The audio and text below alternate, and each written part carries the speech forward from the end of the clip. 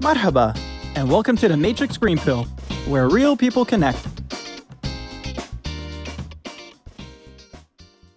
Ramadan Kareem, and welcome back to the Matrix Green Pill podcast. My name is Hilmarie Hutchison, and today I'm joined by our lovely co-host, Shireen. Welcome, Shireen. How are you doing today? Hi, Hilmarie. I am good. Thank you so much. I'm really looking forward to speaking to our guest today, the wonderful and successful Sophie Simpson. Sophie is the managing director and founder of Atteline, which is a fashion, beauty, wellness, design, and consumer corporate PR agency that's headquartered here in Dubai. Sophie, alongside her team, have already racked up multiple PR agency awards in multiple categories over the last few years. Sophie, welcome, and thank you so much for joining us today. Hello. Thank you very much for having me. I'm very much looking forward to this. Excellent. So, Sophie, we already know a little bit about you, but for our audience who don't know you, can you please share a little bit about yourself and how you ended up here in Dubai? I actually grew up in a place called Bermuda, which I'm sure many of our audience won't actually know. It's this tiny island, off the coast of the States. And I did my education there, and then I actually ended up going to university in London. And as I'm sure everyone can hear from me talking, I'm very, very British. I did my education there and went into journalism and then PR. And I was doing a New York Fashion Week with a company called propel when I was doing their PR for them. And a gentleman at the time who was working in Dubai sought me out and said, we're looking for someone to help support with outreach and business expansion in the fashion space, particularly at the time. Would you be interested to come to Dubai? And off I went. I was definitely ready for a new adventure. And at the time I was working in Milan. I suppose coming from Bermuda, I was already quite sort of nomadic and open-minded to new cultures and countries. So I jumped at the opportunity, and this is how I ended up here all these years later.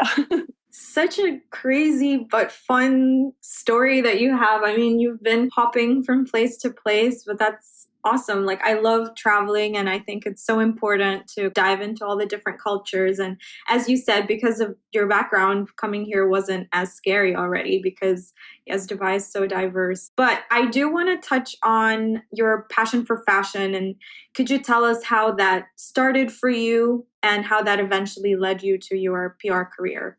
Of course. So when I was a young teenager and I was at school, I always knew, and I'm sure lots of girls out there and boys would feel exactly the same, that they loved fashion. And so I very much put my mind to following this career. And I went to Central St. Martin's in London and I studied fashion design and then also history and theory. My whole heart and my brain into it. And then I came out of uni and I thought, gosh, it's rather hard to make money as a fashion designer. And I do need to live. So I ended up working in journalism. So I went and worked for a newspaper in London, which is called The Times. And I think Vogue probably cemented my real passion and love for it. And I learned so much about the industry and had such a great opportunity to be at the forefront of what was happening, not just in the UK, to be honest, but across Europe at the time. It was after a few years that being part of the team there, I was always dealing with PRs. And I think I sought out having a little bit of flexibility, working with different brands, going back and working with designers and creative directors themselves, which is where my passion started at the beginning. And so I hopped into PR and haven't looked back. And that's quite a common story that we hear, that people that move from the journalism background into PR. How was that transition for you? Sort of at the time, it was sort of like PR boot camp because I'd hopped in from sort of Vogue. It was very fast paced, but also very controlled and incredibly well established. And then I went into PR, I actually went into an agency, which is a completely different scenario. So it was a huge learning curve. I learned to be much more dynamic and to be able to not just think from one perspective, i.e. Vogue's perspective, but to be able to think from multiple brands and creative directors or founders' viewpoints. I was quite a personal person and I love meeting new people. And I think just it was really exciting. I think what made me sort of enjoy the transition and take the leap was that it suited my skill set and who I am as a person. So it was definitely a hard and many hours were put into the change of career. Yes, I'm sure. But it was brilliant and I learned a lot and I'm here today. So I have to say thank you to all the wonderful people who supported me along the way and mentored me. Having that journalistic background would surely have given you an advantage as well from the PR side, dealing with the media later on. Yeah, knowing what to say and how to approach them the right way. It definitely allows you to take a step back at times and think, this is what's happening from their perspective. We all have the same goal, but we have our own objectives per the company or brand we work for. So it's definitely made me more mindful and compassionate of everyone's different deadlines and needs, I have to say. Now, let's talk about Atteline. For those who might not have heard of it, can you tell us about your agency? We're based in Dubai and we are quite a niche agency. And when I say that, I mean that we only look after 4 sectors. So we most definitely don't coin ourselves as a lifestyle agency. So the 4 sectors we look after is fashion, of course, since we're the foundations of the agency and it's probably our biggest sector. And then naturally, the second sector that followed was beauty, wellness and health. And then thirdly, what followed from there was sort of interior design, architecture. We even, for example, would look after the holding company of a construction firm. So we always look at things from a consumer and corporate approach. And then the 4th sector we look after is something we've actually coined as consumer corporate. So anything that is very heavily consumer facing, but definitely has a sort of a corporate approach to it. So things like Kareem's or Liverpool Football Clubs, for example, are quite easy examples for our listeners to understand. And we really don't go off these 4 sectors. So, for example, if an automotive company came to us or hospitality, that's not what we're about. And we definitely believe in being experts at what we do, and the teams are allocated accordingly. But we do everything for PR. It's all done in-house, and the usual things you would expect from your media relations to your influence engagement, strategic partnerships, events, activations, copywriting, anything to do with putting a brand or a person out there is what we're about. It's great that you are so sharply focused on those areas where you service and not trying to just do everything for everybody. So what inspired you to start your own PR agency? As I mentioned earlier, my family are British, but we moved to Bermuda when I think I was about 2 years old. And we did so because mother and father had set up an insurance company. You know, in my heart of hearts, I come from quite an entrepreneurial family. So that has always led me to be sort of looking for that opportunity. And I think from a young age, I would like to have my own business at some point if I'm able to. But along my sort of PR career before I got to starting Atteline, I think one of the biggest things I noticed was from having agency and in-house experience that I really, really wanted to bring an in-house feel to an agency. And I think that's very much why I'm so strict on the certain, let's call them categories for now, categories we look after, the type of clients we work with, because I wanted to be a very controlled approach. And I want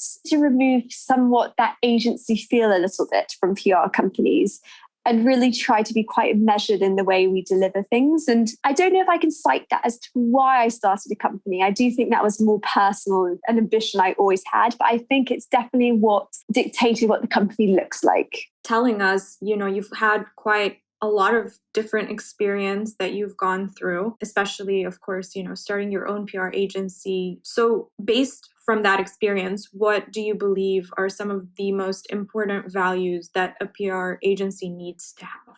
Actually, we always cite 2 values as being the most important. The first one, first and foremost, is family. we are a family. As a team, we have to operate together with loyalty, support, encouragement, respect, professionalism. And I use those not merely as buzzwords, but if you don't have a team culture, you don't have respect for each other, you'll never grow as a company. And I think it's one of the most important values. And I think it's very easy to lose sight of it. I'd be heartbroken if for any reason Atteline wasn't thought of in that way by current, future or past employees. And the second value, it has to be delivery, I think. It's the reason we exist as an agency. And we have to all be united in that one goal and objective for sure. So Sophie, let's touch on COVID just a little.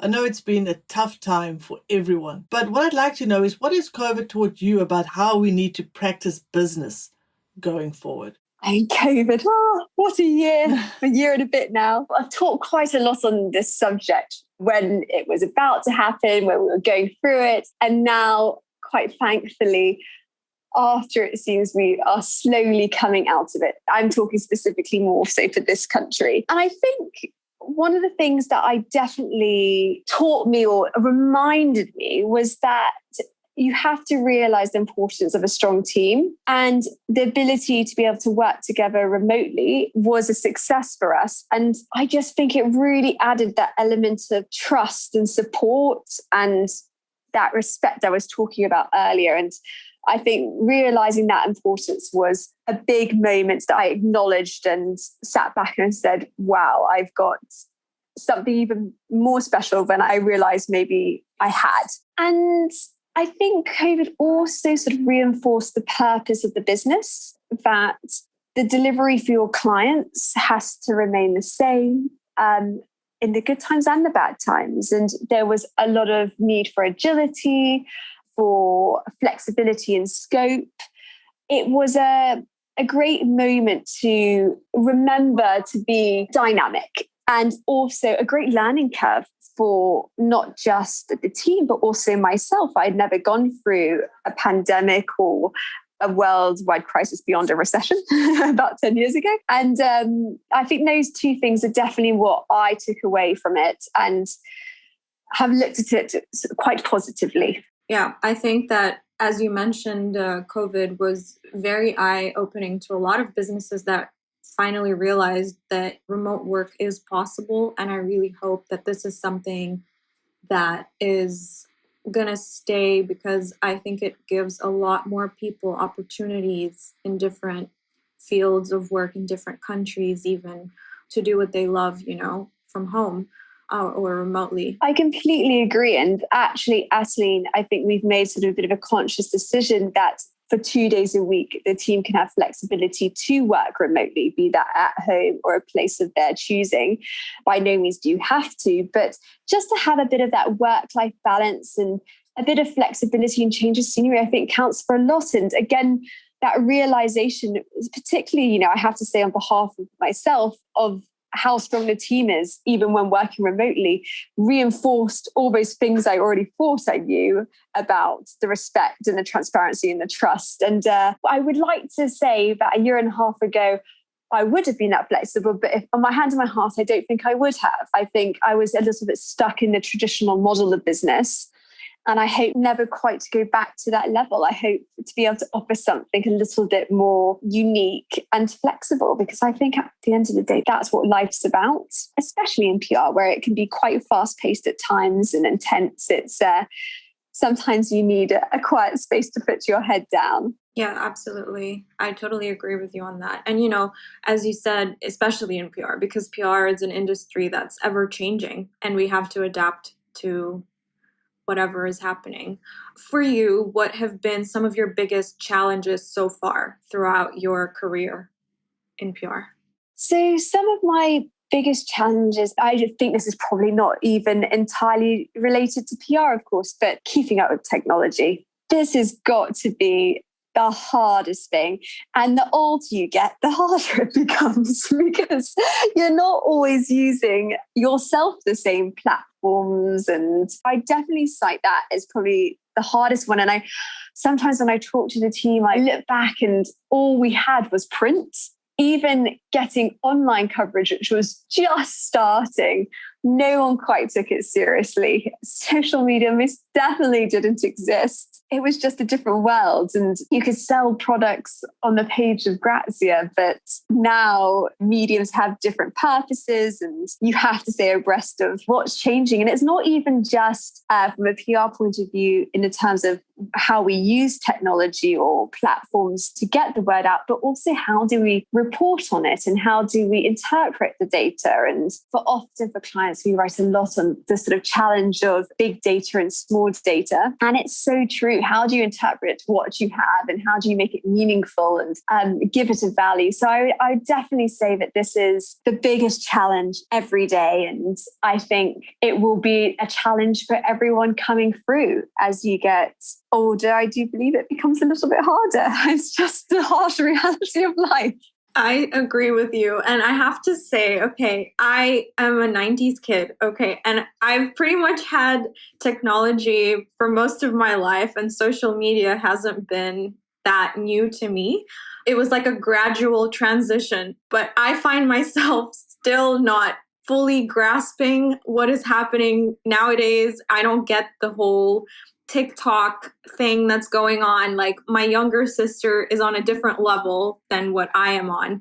And it does get to you because you're like, what am I not getting here? But like every day there's like a new trend that you might not be aware of. There's new slang. There's all this terminology that's coming in. And you just have to kind of force yourself to dive into that world and keep up with the times because it's changing so fast. Most definitely. And I think there's something to be said for having a good breadth of not just skill set, but age on your team as well to help you along this journey. Absolutely. If you could give some advice for other business owners like yourself post-COVID, what would it be? If I had to give some advice to other business owners, it wouldn't be very exciting advice. It would be the most practical list, I think, or pieces of advice I have. And the first one is most definitely trust in your business plan. This is why you put business plans together and you go through the laborious details for moments like this, and to remain steadfast in your goals, as well as being able to be agile when necessary. I think you need to know your limitations.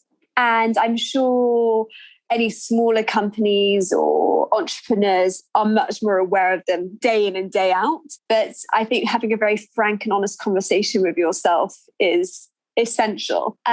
Keep a check on your numbers. Sounds very obvious, but know your numbers. Don't put your head in the sand.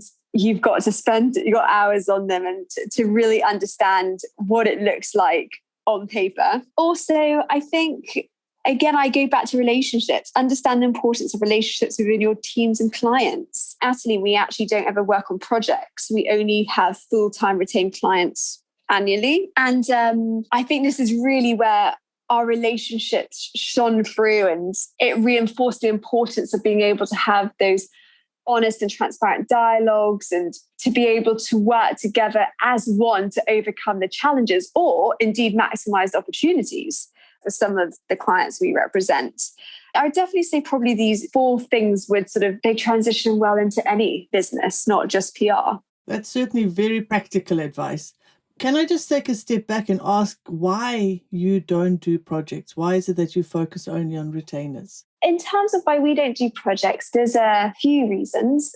It goes back again to providing that in-house PR feel rather than that agency approach. And it allows us to know our clients inside and out.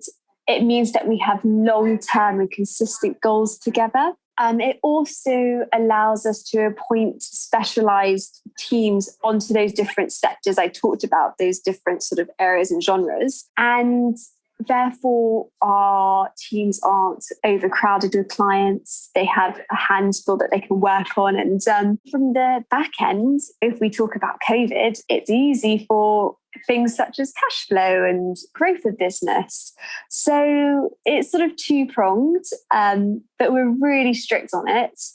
And that is how we work with clients. And it's actually a little bit different in this region, which is there are quite a lot of projects and opportunities, and it's very fast paced and transient, and there's so many wonderful things going on. So at times it's very hard to say no, especially when there's something very exciting happening. I have to say, it's part of our business plan. It may not be something forever, but definitely for the next 5 years, it will remain. And when COVID hit, it was a testament to the business plan, and it was a reassurance, which was great for us and for our clients, I believe, because we were able to pivot very quickly without any need of sort of introductions or onboarding or having to change project work last minute and so on. Yeah, very interesting. Thank you for sharing that with us. Yeah, very interesting. And to kind of stay on the topic of your challenges, to look on the brighter side, has there been a particular milestone for you so far in your life or career that you're proud of? Could you please share it with us? Very boringly, it probably would have to be starting Atteline. But I think actually, if I look back at milestones, the most exciting moment was probably winning my first client when I started it, because the company had a purpose. And I look back on that and I don't think I've been as excited. And once you get going, you actually lose sight of the milestones you had put in place for yourself. And sometimes I do have to stop and try to acknowledge them. But there's also things have changed throughout the years. One of our biggest milestones might be a team member winning an award. And for me, that is something phenomenal and something to be recognized and to be proud of, more so than personal ones, because like I said, we're one united family and you're in it together. So there's been a few along the way, but I think definitely that first client win is a bit of a cliche answer, isn't it? But no, you never forget your first. I think it's so important to celebrate all the firsts that you have, no matter how small, because I think that that's the little motivation that you need every day or every week or however long to keep you going and motivated, like every little thing. And I think that goes to not just careers. Like I like to encourage myself to feel proud of any small achievement that I set for myself. And if I get it done, and I'm going to celebrate it, you know? Absolutely, you should. Yeah, I think So that's true. really great. So Sophie, after such an incredible journey that you've had so far, can you tell us, do you have any exciting plans for the future? Any projects that you're working on? I don't know if it's that exciting, but the biggest thing for me is to continue to execute the plan we have in place for the business. So no, that's not very new or exciting, is it? For us, it is, because it means growth. And to focus on our clients, because like I said, we don't work on projects, and to continue to grow with them is most definitely the goal and what we're looking to do day in and day out. There is often conversations about new markets, and this will probably be the biggest next leap for us. But again, all within that boring business plan. I go back to it. But as we all know, coming out of COVID, they're there for a reason, and they allow for a very controlled and measured approach, which of course has room to harness opportunities should they come our way. And I think Saudi is a very interesting market. And of course, other countries have opened up to the UAE. So we'll see a lot more different type of tourism and appointments of different editors looking after different regions. So you also have to be adaptable. So let's see. Thank you very much, Sophie, for sharing that and for sharing your story with us so far. That's been very interesting to hear about. I've enjoyed it. I hope I've been a little bit insightful and not too self-indulgent. No, not at all. It was great. Great advice. And yeah, very interesting. So now we've come to an exciting segment of our show where I will ask you a few rapid fire questions. It's like a little game show that we like to play. So are you ready? I'm ready. I think so. It's very simple stuff. Don't worry. Okay. So what did you want to be when you were a kid? A fashion designer. Of course. What's your favorite travel destination? It has to be home to Bermuda. I bet it's beautiful. It's hard to beat the beaches. Name one thing on your bucket list. Good question. Definitely to open Atteline in a different country. So you do have exciting plans for the future. Very nice. What is the one thing you do every day, no matter how busy you are? I always walk my dog. Oh, I'm sure your dog appreciates that. Very nice. That's so nice. Even during the summer? Even during the summer, always me, no one else. But it's a consistency. And I'll throw in a bonus question since we know you love fashion. Heels or sneakers? Sneakers. Ah, excellent. Thank you for playing along, Sophie. Now, before we wrap up, we would like to do our green pill moment. So if you had to take the green pill and go back in time and change one thing about your journey, what would it be? I think it would definitely, this question would take me back to when I first started Atteline, and I was quite young. And I thought I sought out a lot of advice. But actually, I think I would have really learned a lot from a different type of mentorship and being a little bit more active with my community to bring some of those people who have so much expertise around me to bounce some more ideas off. And it's something I do very often now, and probably taken much more from those years back when I started. So I definitely think always, look around your circle, and if there's a mentor or someone who is even a sounding board, don't be afraid to ask for their help and their time, maybe more so than you think you should. That's excellent insight and excellent advice for our listeners, especially for the younger generation, as you say, and for all of us. Don't be scared to ask questions, because others are willing to help if you just ask them, if you just put yourself out there. So that's excellent advice. Sophie, thank you so much for being here with us today and for sharing with us your very personal and incredible journey with us, and also the insights that you've shared. I'm sure that our audience will enjoy this conversation as much as we have. Well, thank you very much for having me. It's been such a pleasure, and to be part of what you guys are doing, which is really, truly brilliant. And I'm sure you have so many more exciting guests coming your way, but thank you for making me part of it as well. Thank you very much. You are as exciting as every other guest that we've had, and it was really great to have you on, and thank you for sharing everything that you did. Now, before we say our goodbyes, could you share with us where we could find you on social media or your website? Of course. So social media is at Atteline, very easy. And website is www.atteline.com. Excellent. Sophie, thank you again for joining us today. We wish you and Atteline all the very best. Likewise, and thank you so much. If you enjoy our conversations, please like and subscribe. See you next Wednesday.